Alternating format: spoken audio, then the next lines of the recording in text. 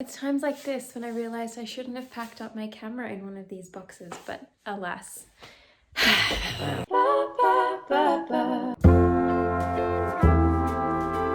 Hello, and welcome to a video. Isn't it miraculous? I'm back.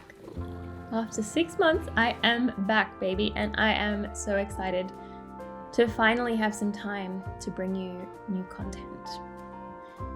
If you didn't know, I recently got married about 2 weeks ago, which is the most exciting thing that's ever happened to me, but also one of the more, or arguably the most stressful thing I've ever done.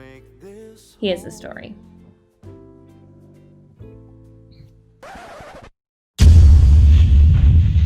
They say that the space in which you live, so your surroundings, your desk, your room, your kitchen, whatever it is a direct reflection of your mental state, and that could not be more true than in my experience. My room, I don't think I've swept the floor for about a month. It's disgusting.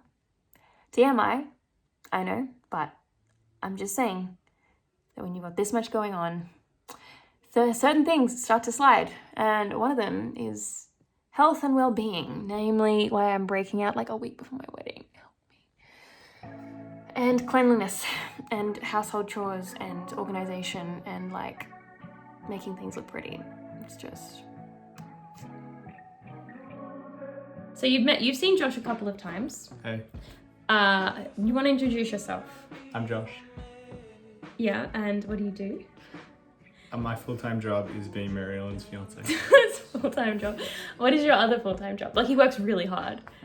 My other full-time job is being a labourer at a granny flat site. That's true as well. What's your other full-time job? My other full-time job is I don't even actually know how to say it. I'm a watchmaker, I guess. You're a watchmaker, you guess? I don't know. I'm an engineer, machinist, watchmaker, watch designer. You're very clever, by the way. Yeah. Very clever. No. Yeah, so we've been planning a wedding, and it's been crazy because not only have we been planning a wedding, we've also been building a what? We've been building a granny flat. How's that been? Well, my mum is project managing it. She's doing 99.9% of the work. She's incredible. And we're filling in the cracks We of are. what she is physically incapable of doing, moving 4 tons of tiles. I'm really good at moving 4 tons of tiles. Yeah, you're good at moral support. Yeah.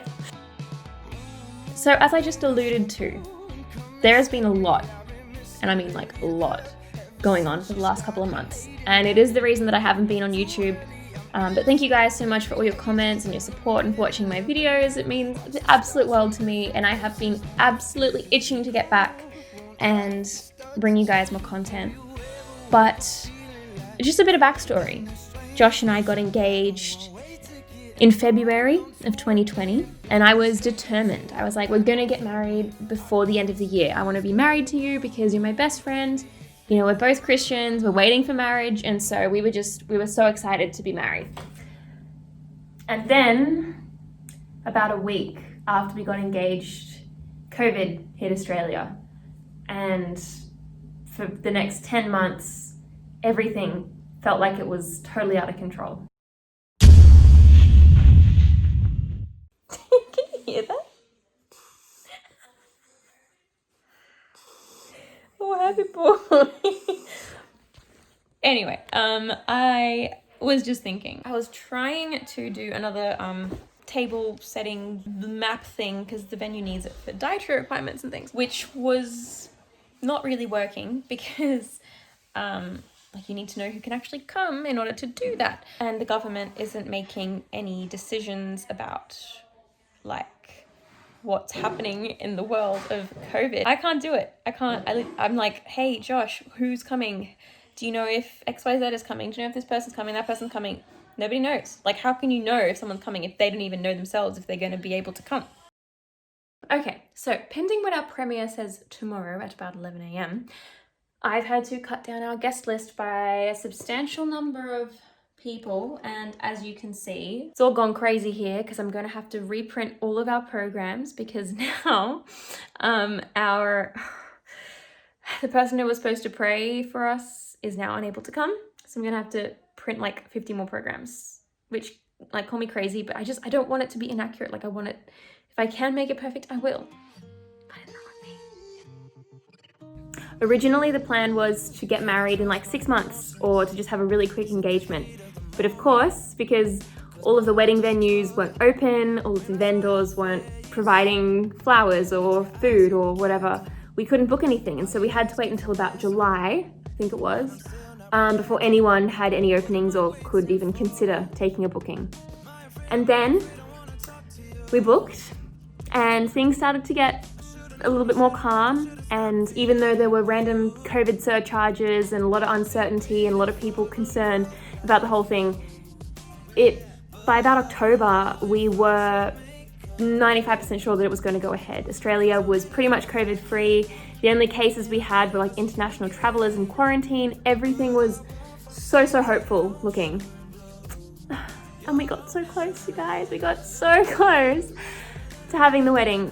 But then about a week out from our wedding, the news announced that there was a new COVID cluster in Sydney, just near where our wedding venue was, and that as a result, a bunch of our family members would be locked down, and my fiance himself would not be able to attend the wedding due to lockdown. So that was pretty crazy, knowing that, you know, your future husband can't even go to his own wedding, like what? So we had to cancel 2 days out.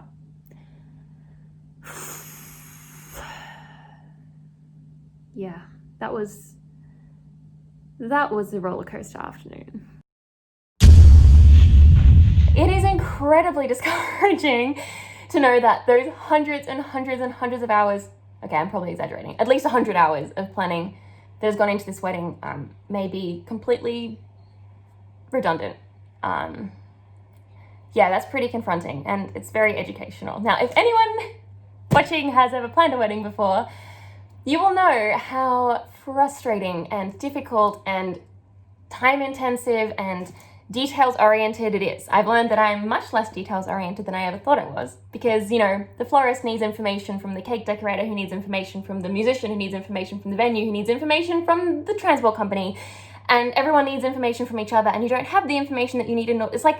It's basically like a game of chess, and you're trying to move all the pieces into a place that makes sense, and like trying to do it as quickly as possible, and probably not like a game of chess. I suck at playing chess. But yeah, it is a process. And again, I'm privileged to be able to have done that. And I'm also incredibly privileged and lucky to live in Australia, because compared to other countries around the world, our COVID is nothing to shake a stick at. Like, it's minuscule in comparison. However, to get so close, yeah, it's hard to process. But, like, the whole thing was so stressful because we didn't know whether it was going to be cancelled or not. And then 2 days before the wedding, we had to cancel it for legal reasons. And anyway, big drama. But it was almost a relief, because it's like getting a bad diagnosis. You know, you've been waiting years and years and years, struggling with symptoms, you don't know what's wrong with you, and you're just frustrated because you don't know what's wrong with you. And then you go to a doctor and they're like, oh, actually, you've got a terminal condition, or you've got this and it's uncurable, or you've got this and it's bad news, whatever that is. And even though it's bad news, it's still a relief. Give me a second. Okay, thank you very much. And even if it's bad news, it's still a relief, because now you know what's wrong, and you can actually put a label on that, and you can now deal with that. You can put steps in place to treating that issue, to, you know, just coping with the scenario. And that's what this wedding has been like. As soon as we found out that it was cancelled, I was like, okay, well, thank goodness, now we can at least act on what we know. Camera quality is terrible. So you might be wondering, like, okay, so it was cancelled, but like, what did you do? Did you get married? Did you not get married? Like, what was the game plan once you found out? And that was the most chaotic, fun, crazy, stressful, but adrenaline-inducing 24 to 36 hours-ish of my life. Basically, it was supposed to rain on our wedding day, and that was the real difficulty, because we would have loved to have got married on the beach, like on the cliff face where we got engaged, or so somewhere in nature, because we both love nature and we love getting outdoors. But we couldn't because it was going to rain, and it did rain. So we racked our brains. And the problem was that because we got married in between Christmas and New Year, the day before the wedding, so we cancelled it on the Sunday and the wedding was on the Tuesday, but on the Monday it was a public holiday. So nobody was at work. But yeah, on that Monday I called a bunch of councils, a bunch of venues, very late notice and everything, asking if maybe an outdoor gazebo was available or if this particular local council place was available. Nobody picked up, nobody was there to help because it was a public holiday. So that was just yet another spanner in the whole thing. And then on Monday afternoon, we were like, what are we going to do? Do we just have to not get married? We had to cancel with all of our guests. We told them that it would be live streamed. We were hoping that it would be live streamed. We were hoping that we would actually be able to go ahead. That morning, I had to cancel the makeup, had to cancel sort of like the bridesmaids and groomsmen. And not that they were there, but they just weren't in the capacity wearing the dress and everything because it was just such a small venue. We couldn't have fit that. It didn't really make sense. We had to cancel that, had to cancel the flowers as well.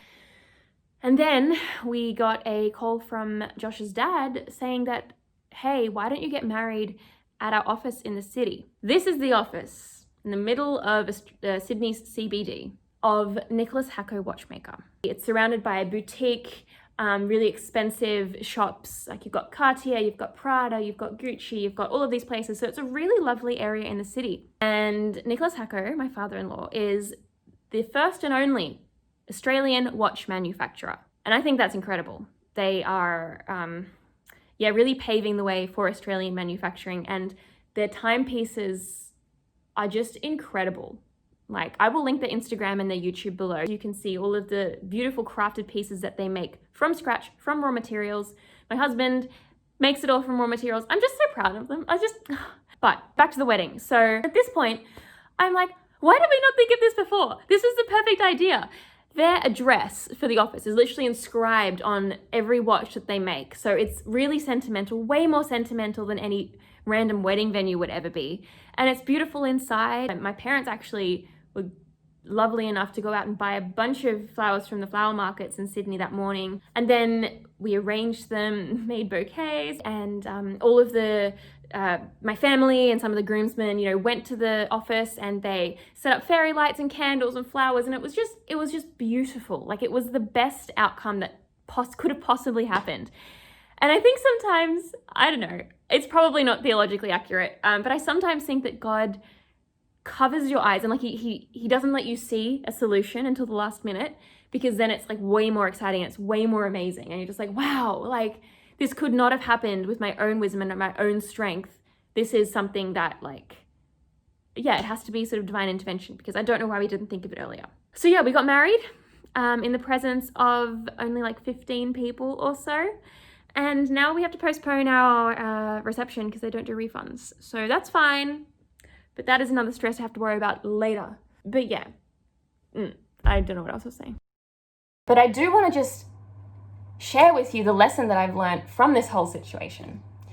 I think in a situation like 2020, where the very foundation of society and everything that we've come to know as life is crumbling and changing, and we can't even predict what's going to happen tomorrow, let alone in 3 months' time, it's made me wonder whether we should reevaluate the way that we set goals and think about the future. Because reality is, if I don't get to have a wedding, and that's very much on the cards, then I've wasted 100 plus hours of my life. So I just want you to think about your own life, I guess, in what I'm saying, and think about those things that you do day to day, the hustling, the goal setting, the working towards whatever it is that you want to achieve. And if you're not enjoying that in the moment, maybe just take a step back and ask yourself if it's actually worth it. I'm not saying you should just get rid of it entirely. I'm just saying you should maybe reevaluate that and just see if it is something that you think you should be doing. Because ultimately, I could die tomorrow, you could die tomorrow. Sorry to be very blunt, but that's just the reality. Our life is short and our life is temporal and it's fragile. And if we're not doing things day to day that make us happy, that make us feel fulfilled and make us feel like we are making a difference in this world, giving back in some respect, creating, then we're not living, we're existing. And we're living in a future that doesn't exist. We're not existing in the present. A lot of people have been asking me, how are you dealing with this? Are you okay? Can I help? I guess I've had enough situations in the past where I've been disappointed, where my plans haven't worked out like I wanted them to. And I've taken principles from that and been able to apply it now. So I'm very grateful for those disappointments. But in all of those disappointing circumstances, looking back 6 months in the future from that disappointment, I can safely say every single time I've looked back and been like, wow, God, thank you so much for that, because it's taught me this, or I've been allowed to do this, or it's opened doors to this. And I think that if my wedding is cancelled and all of this stuff doesn't come to fruition, that I'll definitely be able to say that as well, because I have every single other time in the past. I don't know what that's going to look like, but that thought is what's carrying me through, because I keep asking God, I'm like, what's that amazing thing going to be 6 months in the future? What is that? Let me know. And at the very, very least, I can say that the silver lining in this situation has been a massive lesson for me in setting realistic expectations and in living in the moment and in not investing all of my energy in this future that may or may not ever come to fruition. Well, guys, thank you so much for watching this video. I know it's been a long time coming, and I know it's a bit mishmash and kind of everywhere. It's because all my camera stuff is in boxes waiting to be brought into a new granny flat that we're building, and that's the topic of a whole nother video. So stay tuned for that. I will also be posting a video about how I DIY'd my wedding invitations.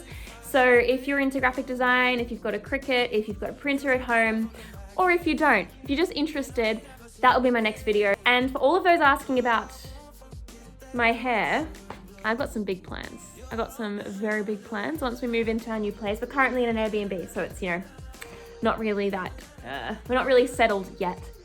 Once we move into our new place, I've got so many plans for this whole thing, and to help you with new hairstyles, new no-poo methods. I might even be trying the curly girl method as recommended by many of you, so thank you for that. Stay safe. I hope you are well. Take care, and remember that when things aren't going your way, that there is a bigger plan at play, and in 6 months' time, you can look back on this and you can laugh at it, hopefully, and you can see the blessing that comes from it.